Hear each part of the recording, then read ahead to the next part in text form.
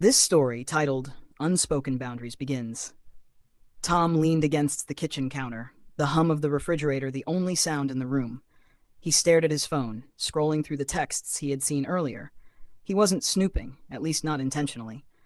But when Sarah left her phone unlocked on the couch and a message from Mark Work flashed across the screen, curiosity got the better of him. The texts weren't explicitly inappropriate. "Thanks for the laugh today, I needed it," one read. Another said, "Don't work too hard tonight. I'll miss our talks tomorrow."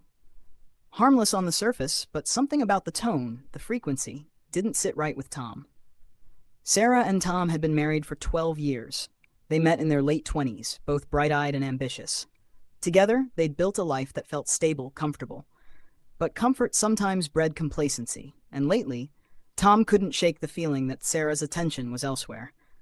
"Hey, honey, what's for dinner?" Sarah's voice broke through his thoughts as she walked into the kitchen, setting her work bag on the counter. Tom looked up, forcing a smile. "I was thinking spaghetti, easy and quick." She smiled, but her eyes flickered to her phone. The moment was fleeting, but Tom caught it, a subtle, almost unconscious move. "How was work?" he asked, trying to keep his tone light. "Busy," she said with a sigh, pulling her hair into a loose bun. "Mark and I had to stay late to finish that presentation, but it's finally done, thank goodness." There it was again. Mark. Always Mark. Tom nodded, stirring the sauce on the stove. "You've been working with him a lot lately." Sarah shrugged. "We're just on the same projects. It's nothing." But it didn't feel like nothing to Tom. He didn't want to sound paranoid or accusatory, but the late-night calls, the easy laughter between them, the way she seemed more energized talking about her workdays than their time together. It was hard to ignore. As they sat down to dinner, Tom decided to push a little further. "Do you ever feel like you're spending more time with Mark than with me?" Sarah blinked, caught off guard. "What? No, of course not. Why would you even say that?" Tom hesitated, unsure how to phrase his feelings without sounding irrational. I've noticed how much you talk about him. The texts, the calls. I'm not accusing you of anything, Sarah, but it's hard not to feel displaced." Her fork clattered against her plate as she set it down. "Tom, you're being ridiculous. Mark is just a coworker. We work together. That's it. You're making this into something it's not."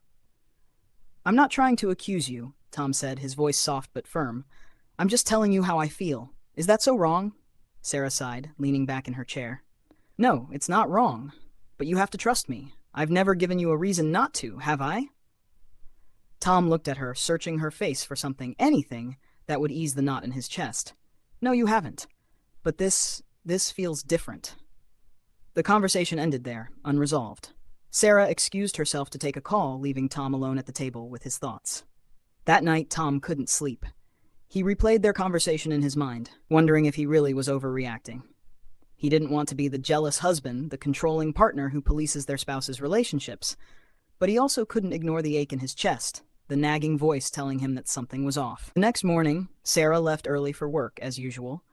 Tom decided to work from home that day, hoping the quiet would help him clear his mind. Around noon, his phone buzzed, a text from Sarah. "Meeting ran late. Grabbing lunch with Mark. Don't wait up for me tonight. I might have to stay late again." Tom stared at the screen, his stomach sinking. He wanted to believe her, to trust her. But the late nights, the constant mentions of Mark, it was all too much. That evening, he did something he never thought he'd do. He drove to Sarah's office. When he arrived, he saw her car in the lot. The lights in her office were still on. But as he walked closer, he saw something that made his heart stop. Through the glass window, he saw Sarah and Mark sitting close together. They were laughing, their heads tilted toward each other. It wasn't overtly intimate, but it felt wrong. It felt like a betrayal, even if nothing was happening. Tom stood there, frozen, unsure of what to do. He didn't confront her that night. Instead, he drove home, his mind racing. Over the next few days, Tom tried to act normal, but the tension was palpable. Sarah noticed, of course, and finally one evening, she confronted him. "Tom, what's going on with you?" she asked, sitting across from him in the living room. He looked at her, his heart heavy. "I saw you, at the office, with Mark." Her eyes widened in surprise. "You followed me?" "I needed to know," he admitted. "I needed to see for myself if I was being crazy, and now I don't know what to think." Sarah sighed, rubbing her temples. "Tom, I've told you, Mark and I are just friends. Yes, we're close. Yes, we laugh and talk a lot. But it's nothing more than that." Then why does it feel like I'm competing with him for your attention? Tom asked, his voice breaking. She looked at him, her expression softening. Tom, I love you. You're my husband. Mark is just someone I work with. I need you to trust me. I'm trying, he said, but it's hard when I feel like you're more present with him than with me. Sarah reached out, taking his hand. I'll try to be more mindful, okay? I don't want you to feel like you're second to anyone. You're my partner, Tom. My person. He nodded, though the doubt lingered. In the weeks that followed, Sarah made an effort to reassure Tom. She spent more time at home, limited her after-work calls with Mark, and included Tom in more conversations about her day. But something still felt unresolved. One evening, as they sat on the couch together, Tom finally asked the question that had been haunting him. Sarah, if the roles were reversed, if I had a close friendship like this with a female coworker, how would you feel? She paused, considering his words. I'd probably feel the same way you do, she admitted. Tom nodded, appreciating her honesty. That's all I'm asking for you to understand where I'm coming from. I'm not trying to control you, Sarah. I just want to feel like I'm enough. She leaned her head against his shoulder. You are enough, Tom, and I'll do whatever it takes to make sure you know that. The days following that heartfelt conversation were calmer. Sarah made noticeable changes. She avoided late-night calls, replied to Tom's texts promptly, and even suggested a few date nights to reignite their connection. On the surface, things seemed better, but for Tom, the unease remained. He appreciated her efforts, but there were moments when her phone buzzed, or she laughed at a message, and his stomach would twist. The fear of what he couldn't see, what he couldn't control, haunted him. One Friday evening, Sarah returned home unusually late. She had texted earlier saying her team had gone out for drinks to celebrate the completion of a major project. Tom waited up for her, his thoughts swirling. When she finally walked through the door, her cheeks were flushed, and her eyes sparkled with a mix of excitement and exhaustion. Sorry I'm so late, she said, setting her purse down. The team wanted to keep the party going. Tom nodded, forcing a smile. Did you have fun? She hesitated. Yeah, it was nice to unwind. Mark and I even talked about you. He was asking about how we met. Tom's smile faltered. Mark was there too? Sarah sighed, sensing the shift in his tone. Tom, he's part of the team. Of course he was there. Why does it matter? It matters because I can't shake this feeling, Tom admitted, his voice tense. Every time his name comes up, I feel like I'm losing you to him, piece by piece. Sarah sat down across from him, her expression a mix of frustration and sadness. Tom, I've done everything I can to prove to you that Mark and I are just friends. What more do you want from me? I want to stop feeling like I'm the only one trying to fix this, Tom said, his voice breaking.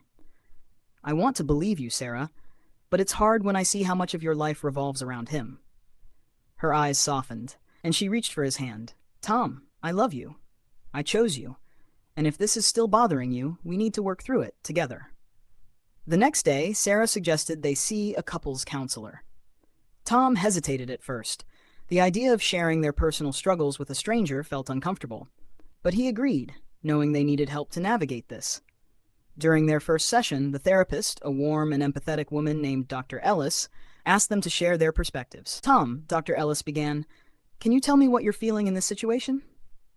Tom took a deep breath. I feel invisible. Like I'm competing with someone who has no place in our marriage. I don't think Sarah is intentionally hurting me, but it feels like her connection with Mark takes priority over us. Sarah looked at him, her eyes glistening. That's not true, Tom. You're my priority, but I can't cut off a friendship just because you're uncomfortable. That's not fair to me either. Dr. Ellis nodded. It sounds like there's a lack of trust here, and also a need for clearer boundaries. Sarah, would you agree? Sarah hesitated. I guess I didn't realize how much my friendship with Mark was affecting Tom. I thought if I reassured him enough it would be okay, but maybe I need to set better boundaries. Tom's chest tightened. Hearing her acknowledge his feelings brought a wave of relief, but it also underscored how much they still had to work through. Over the next few sessions, Dr. Ellis helped them establish new rules for their relationship. Sarah agreed to limit her non-work-related interactions with Mark and to be more transparent about her time. Tom, in turn, promised to work on his insecurities and not jump to conclusions without evidence. For a while, things improved. Sarah spent more evenings at home, and Tom began to feel like they were on the same team again. But one evening, as Tom scrolled through social media, he stumbled upon something that shattered his fragile peace. A coworker of Sarah's had posted photos from the team's recent outing. In one picture, Sarah and Mark were seated next to each other, laughing. Her hand rested lightly on his arm. Tom stared at the photo, his heart pounding. It wasn't overtly romantic, but it felt intimate. Too intimate. When Sarah came home that night, Tom confronted her. "Why didn't you tell me about this?" he asked, showing her the photo. Sarah's eyes widened. "Tom, it was just a group dinner. I didn't think it was a big deal." "It is a big deal," Tom said, his voice rising. "You promised me boundaries, Sarah. This doesn't look like boundaries." Sarah's face fell. "I can't keep living like this, feeling like I'm under a microscope. I've done everything you asked. When will it be enough?" The argument left both of them emotionally drained. They didn't speak much the next day, each retreating into their own thoughts. Tom began to question himself. Was he being too controlling, or were his instincts trying to tell him something he couldn't ignore? That evening, Sarah approached him, her expression resolute. "Tom," she began, "I love you, but we can't keep going like this. The trust between us is broken, and we need to decide if we can rebuild it, or if we're just hurting each other by staying together." Her words hit him like a punch to the gut. He realized that their marriage was at a crossroads. "I don't want to lose you," Tom said, his voice trembling. "But I don't know how to move past this." Sarah nodded, tears streaming down her face. "Then maybe we need to take a step back and figure out what we really want." Their journey wasn't over yet, but both Tom and Sarah knew that the road ahead would require honesty, patience, and a willingness to truly listen to each other. If this story resonates with you, don't forget to like, comment, and subscribe. Your support means everything to me as I continue to share these heartfelt and thought-provoking stories.